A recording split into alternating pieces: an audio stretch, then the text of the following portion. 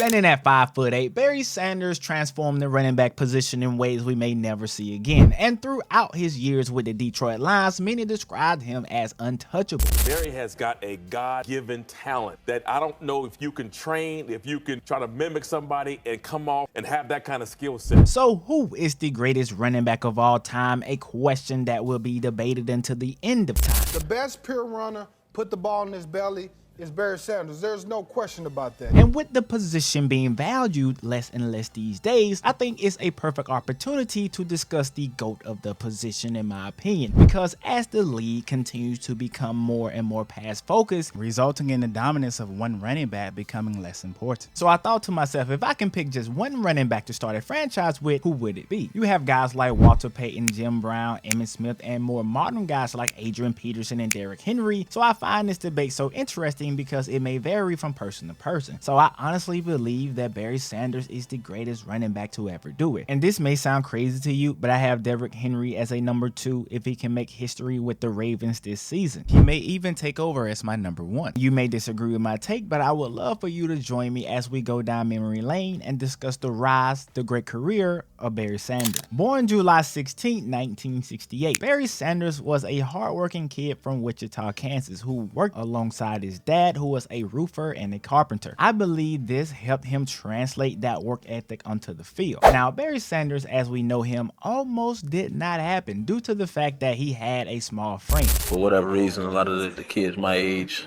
or my size, they weren't really attracted to football like I was. His coach positioned him at the wingback position instead of the tailback position, which is more of a hybrid wide receiver tailback combo. He did not play running back until the last 5 games of his senior year. And that would not have happened if the starting running back at that time did not miss time for getting in trouble in school. But Barry made the most of his opportunity, rushing for 274 yards in his starting debut and proving he belongs in the backfield. And despite not having a full season at running back, he was able to earn scholarships at Tulsa, Emporia State, and Oklahoma State. And you may think, how was he able to do that in such a short amount of time? Well, in high school, he averaged over 10 yards per carry for a total of 1,417 yards his senior season. And in 1986, he decided to take his talents to Oklahoma State, where he showed a lot of promise his first 2 seasons, mainly as a backup and a kick returner. But in 1988, he became the full-time starter. And what we would witness next is arguably one of the greatest college football seasons of all time. Not only did he perform beyond everyone's expectations, he would set the record for the most rushing yards in a season with 2,628, a record that still stands today, and a record I don't see anyone breaking anytime soon, as well as the most rushing touchdowns in a season with 37. Barry went on to win the Heisman that year in a clean sweep. There was no doubt in anyone's mind who the Heisman was that year. After being awarded the Heisman, he would add another 222 rushing yards and 3 touchdowns in a bowl game against Wyoming to bring his total to 2,850 rushing yards and 42 touchdowns. The performance that Barry Sanders put on during his junior year of college is something that we may never see done again. This was the year he would show off every single aspect of his game, putting the college football world on notice despite not being heavily recruited. Despite having another year eligibility left, Sanders would enter the NFL draft, where he was selected with the 3rd pick by the Detroit Lions in the 1989 NFL draft. And if you watch him, he evades tacklers and makes people miss.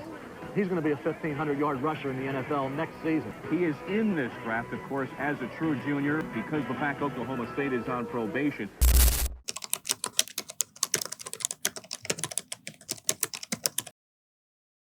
In the NFL, sometimes guys need time to figure it out, but Barry Sanders hit the ground running. And if you saw his first carry in the NFL, that would tell you everything that you needed to know. Here's Sanders with his first carry.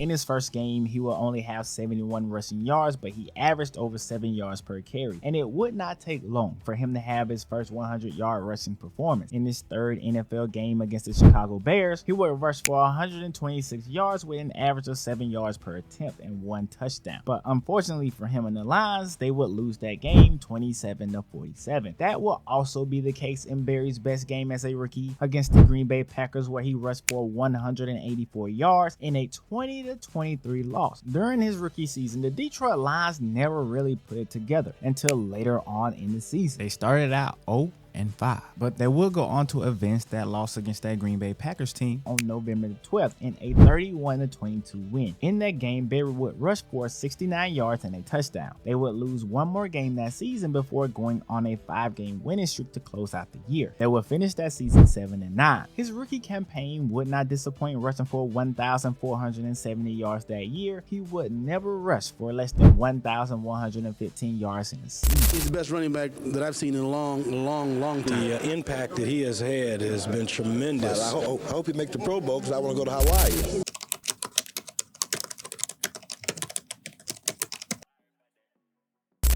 From a team perspective, I wish I could say the Lions had more success, but during the 1990 NFL season, the Lions would finish 6-10. Oddly enough, 3 other teams in what was known at that time as the NFC Central also went 6-10. However, there was a bright spot for Lions fans at least. Barry Sanders was still a walking highlight reel. He finished the season with 1,304 yards, and he will continue to be a highlight reel throughout his entire career. But the Lions would struggle to get anything going during the first 2 years of his career, with the best regular season success being in 1991.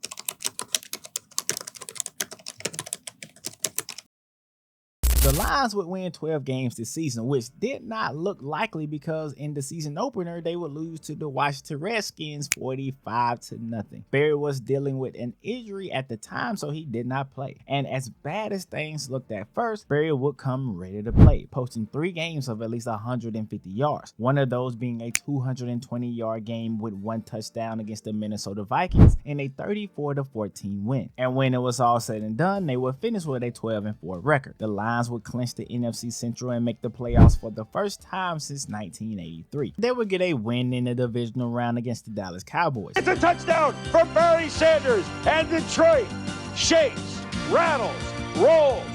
The only team still undefeated at home all year. The Cowboys defense would hold Barry in check for the most part. That was until he broke free for a 47-yard touchdown run in a 38-6 blowout win for the Lions. Unfortunately for them though, they would lose the following week in a blowout 41-10 loss to the Super Bowl winning Washington Redskins. Barry finished the season with 1,548 yards and 17 touchdowns. This will also be the year that Barry would get his first playoff win, but the sad thing about it is, it would be the only time he would win the playoff game in his entire career. Now, Barry Sanders was a highlight reel waiting to happen every single time he touched the field, but his team was a roller coaster ride. Some years they were good, some years they weren't. They weren't as bad as people made them out to be, but they weren't good either. The following year they went 5-11. They missed the playoffs. The next year they went 10-6, lost in the wild card. And now it's 1994, and you guessed it, they lost in the wild card. And that theme of losing in the wild card will be the same for the entirety of his career. This lack of winning seemed to affect Barry Sanders in a negative way, a way that we would not know of until later on after his career was over. And the reason I came up with that conclusion was because of this quote that was from the Amazon documentary Bye Bye Barry. And it says, I think about how much football I had played at that point, how much I had invested myself in the game. Sanders says, for me, the thing that drove me to continue to play, which was the passing, just wasn't there. There was nothing really left to play for. I didn't see us as any sort of serious Super Bowl contender.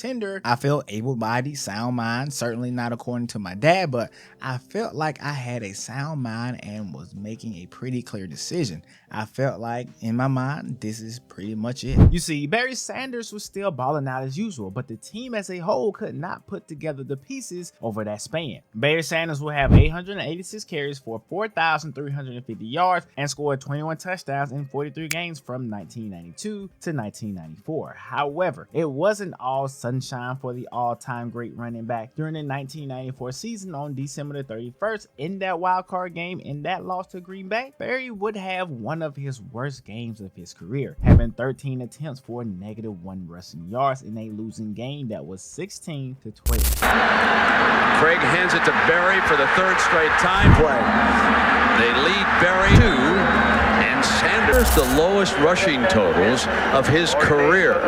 And you can see we are working on the all-timer. The Packers would stack the box and dare anybody else but Barry Sanders to beat them. His longest rush of that day was a 7-yard run. The Green Bay Packers defense was just too much for him to handle. 1995 almost seemed like a redemption season. The following year, the team as a whole would improve, finishing the season 10-6. Barry Sanders would finish with 1,500 rushing yards. Everything looked great until they faced the Eagles in the playoff. The Eagles defense focused on Barry, holding him to 10 attempts for 40 yards. Barry didn't run the ball much in this game due to the fact that they found themselves down 51-7 in the third quarter. They would eventually close the gap to make the score look somewhat better, but ultimately they lost 58-37. But either way, it was yet another loss in the postseason for the Lions. Now, one of the odd things about that Lions team was how much of an unpredictable regular season they could have, because once again, after having a pretty good regular season, they would regress and go 5-11 and miss the playoffs. This ended a 3-year streak of them making the playoffs from 1993 to 95. Barry recorded another 1,500-yard season with 1,553. And with that being the case, there is one year in particular Barry tried his best to put the team on his back and carry them to the promised land.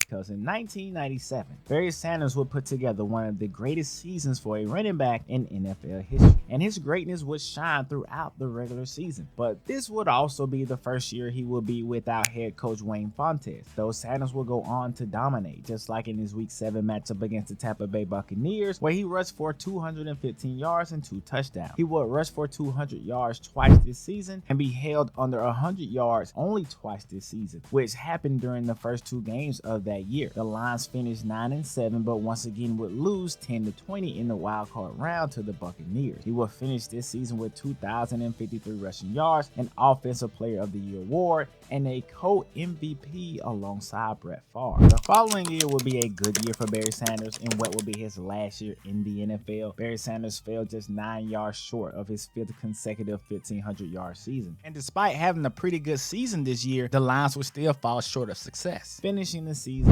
5-11. He would announce his retirement on July 27, 1999. His retirement was a surprise at the time because he just signed a 6-year, $36 million contract that included an $11 million signing bonus in 1997, which had 4 seasons left to play out. And later on, an NFL arbitrator ruled that Sanders must pay back $1.8 million of his $11 million signing bonus. We would later find out that most of the reason that he retired early was due to management and the lack of team success. Through his 10-year career, he only had 1 playoff win. They could never quite put the team around Barry to see more success, even though the team had some good spots here and there. Other teams were simply better, which was unfortunate for Barry Sanders, which must have taken a heavy toll on him. Throughout all of that, though, he only had 1 game in which he rushed for 100 yards in the playoffs. Most of that was due to the fact that in the playoffs, they could scheme around you and make sure that your best player does not beat you. And they never quite had the great QB play to get over that hump. And with all of that being said, despite the lack of team success, individually, Barry Sanders would finish his career with 15,269 career rushing yards, 99 touchdowns,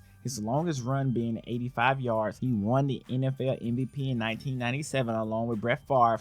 He's a 2-time Offensive Player of the Year in 1994 and 1997. He was an All-Pro every season that he played, along with many other accomplishments. Barry Sanders is still one of, if not the greatest running back of all time. And it's unfortunate to see such a great career not have the postseason success.